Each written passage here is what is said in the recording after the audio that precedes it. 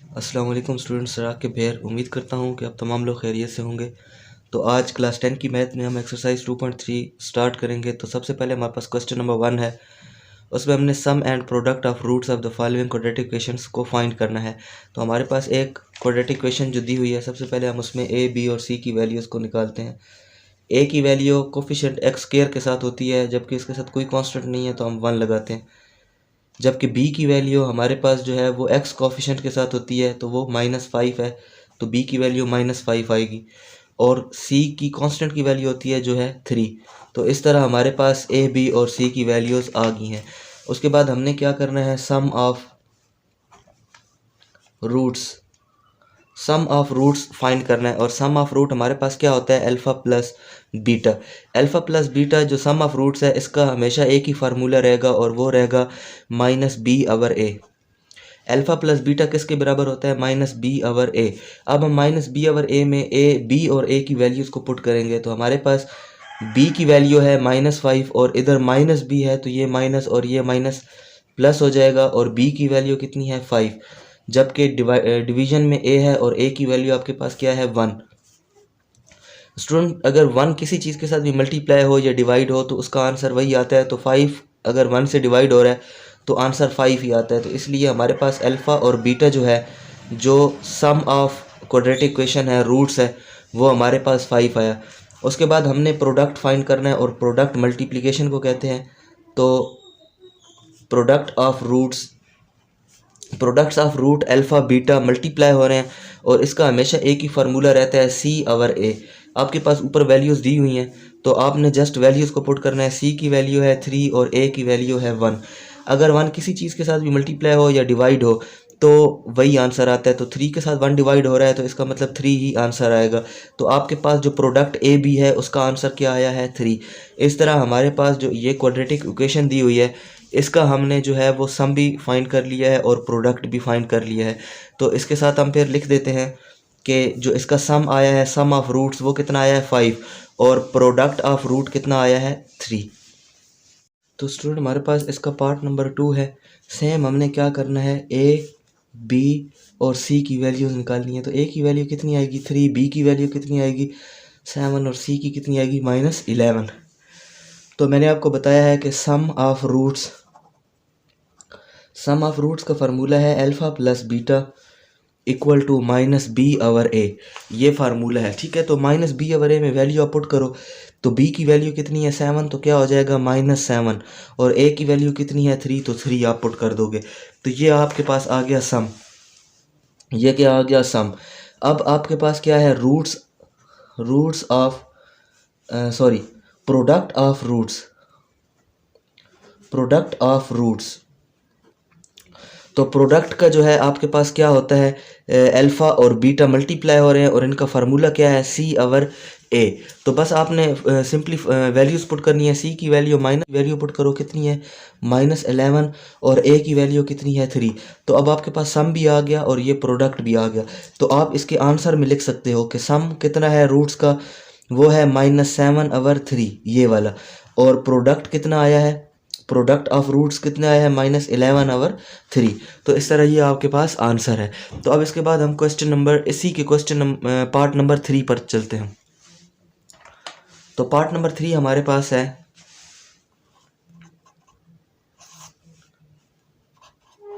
px² - qx + r = 0।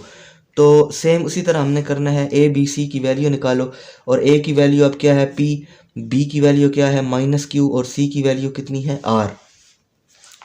तो हमारे पास जो है वो सम ऑफ रूट्स का क्या फार्मूला होता है, a alpha plus beta equal to -b/a।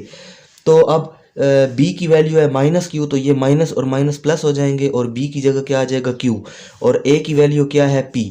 तो इसका मतलब अल्फ़ा प्लस बीटा कितना आ गया, q/p। इसी तरह हमने अब निकालना है प्रोडक्ट ऑफ रूट्स में क्या है, अल्फ़ा बीटा, और इसका फार्मूला क्या होता है, c/a। तो बस वैल्यू आपने पुट करनी है। तो c की वैल्यू ऊपर कितनी है, r, और a की वैल्यू कितनी है, p। तो ये हमारे पास क्या आ गया, ये आ गया प्रोडक्ट, ठीक है। ये सम आया था, और ये कितना, ये क्या आया, प्रोडक्ट। तो अब आप लिख सकते हो इधर कि हमारे पास जो सम आया है वो कितना है, क्यू ओवर पी, और जो प्रोडक्ट ऑफ रूट आया है वो कितना है, आर ओवर पी। तो यही आपके पास जो है वो आंसर भी होगा। तो इसके बाद हम इसके इसी क्वेश्चन के पार्ट नंबर 4 की जानिब चलते हैं।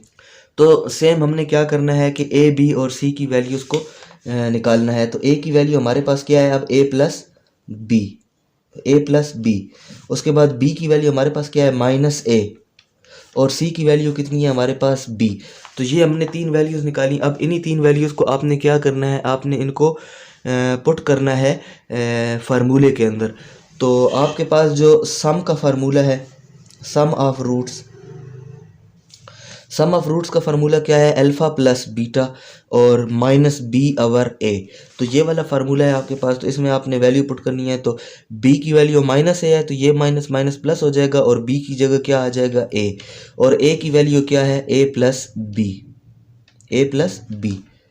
तो आपके पास जो ये सम है, और अब प्रोडक्ट ऑफ रूट्स आप निकालते हैं, product of roots A B मतलब अल्फ़ा बीटा, और इसका जो फार्मूला है वो क्या है, सी ओवर ए। तो आपने जस्ट वैल्यूज़ को पुट करना है। तो सी की वैल्यू अब क्या है, ऊपर बी, तो आपने सी की जगह बी लगानी है, और ए की वैल्यू क्या है, ए प्लस बी। तो ये आपके पास क्या है, ये आपके पास आया है प्रोडक्ट। तो आप लिख सकते हो कि आपके पास सम ऑफ रूट कितना आया है, A over A plus B, और product of root, product of root कितना आया है आपके पास, B over A plus B. इस तरह आप स्टूडेंट, हम इसके पार्ट नंबर 5 की जानिब चलते हैं। हमारे पास स्टूडेंट नेक्स्ट इसका पार्ट है, पार्ट नंबर 5। इसमें भी हम क्या करते हैं, ए बी और सी की वैल्यूज़ को सेपरेट करते हैं। तो ए की वैल्यू अब क्या है, एल प्लस एम, बी की वैल्यू हमारे पास क्या है, एम प्लस एन, और सी की वैल्यू हमारे पास क्या है, एन। तो ये हमारे पास तीन वैल्यू आ गई हैं। इनको हम जो है वो सम और प्रोडक्ट के फार्मूले में पुट करते हैं। तो sum of roots, sum of roots का क्या फार्मूला होता है, मतलब ए अल्फ़ा प्लस बीटा का क्या फार्मूला है, माइनस बी ओवर ए। तो अब आपने वैल्यू पुट करनी है। तो बी की वैल्यू है एम प्लस एन, तो ये कितना हो जाएगा, माइनस एम प्लस एन, और ए की वैल्यू कितनी है, L plus M.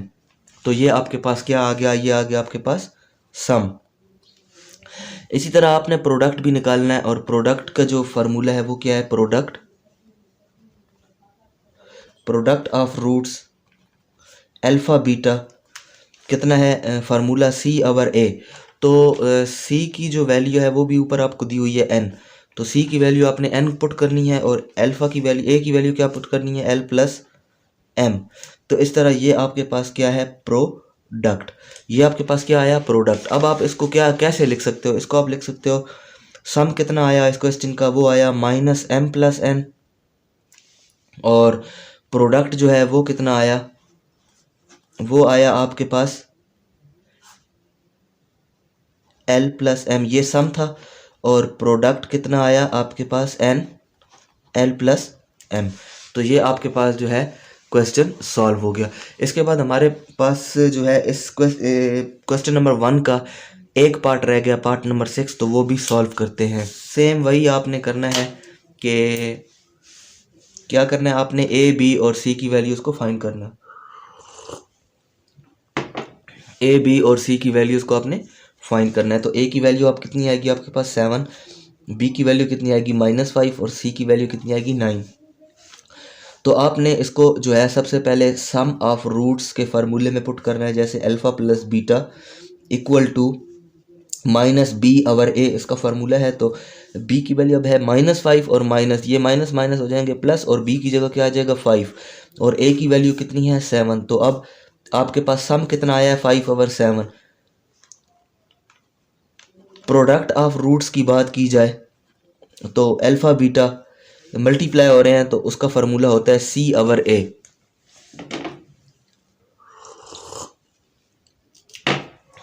C over A. तो आपने अब सी की वैल्यू लगानी है, सी की वैल्यू है 9, और ए की वैल्यू कितनी है 7। तो ये आपके पास क्या आया, प्रोडक्ट।